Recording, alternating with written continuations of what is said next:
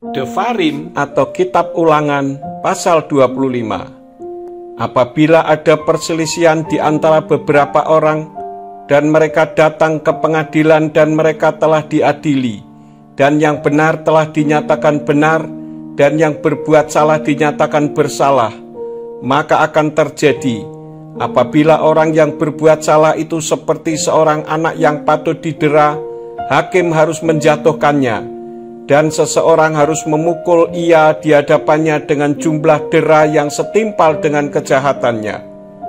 Dia dapat memberi orang itu 40 deraan, dan janganlah dia menambahi supaya jangan melebihi, dan memukulnya dengan lebih banyak pukulan lagi, sehingga saudaramu menjadi tidak dihormati di hadapan matamu.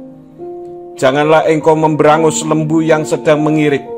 Apabila saudara bersaudara tinggal bersama, dan seorang dari mereka mati dan tidak memiliki anak laki-laki, maka janganlah istri orang yang mati itu pergi keluar kepada orang asing. Iparnya harus pergi menghampiri dia dan mengambil ia menjadi istrinya, dan dengan demikian melaksanakan kewajiban perkawinan ipar.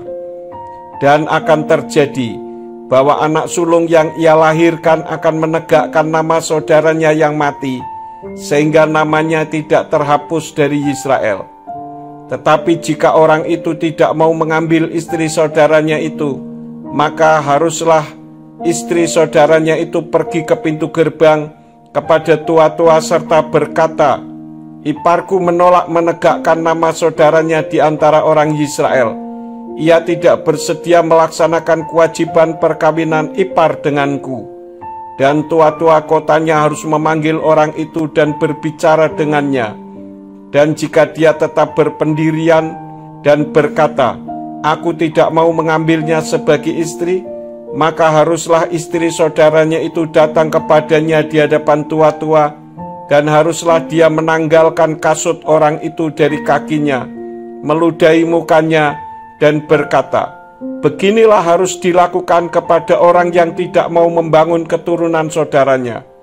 Dan di Israel namanya akan disebut keturunan orang-orang yang kasutnya ditanggalkan. Ketika dua orang berkelahi, dan istri yang seorang datang mendekat untuk melepaskan suaminya dari tangan orang yang memukulnya, dan dia mengulurkan tangannya memegang kemaluan orang itu, maka haruslah engkau memotong tangan wanita itu, dan jangan matamu berbelas kasihan kepadanya. Padamu di dalam pundi-pundimu tidak boleh ada batu timbangan dan batu timbangan yang besar dan yang kecil. Padamu di dalam rumahmu tidak boleh ada eva dan eva yang besar dan yang kecil. Haruslah padamu ada batu timbangan yang sempurna dan yang benar. Haruslah padamu ada eva yang sempurna dan yang benar, supaya lanjut umurmu di negeri yang Yahwe Elohimmu berikan kepadamu.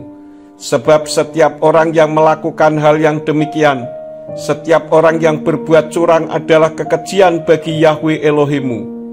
Ingatlah apa yang orang Amalek lakukan kepadamu pada waktu perjalananmu keluar dari Mitsrayim.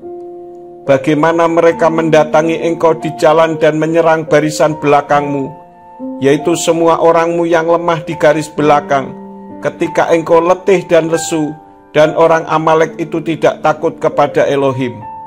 Dan akan terjadi ketika Yahwe Elohimmu mengaruniakan keamanan kepadamu dari semua musuh di sekelilingmu, di negeri yang Yahwe Elohimmu berikan kepadamu sebagai milik pusaka, supaya engkau memilikinya, maka engkau harus menghapuskan ingatan akan Amalek di kolong langit. Jangan engkau lupa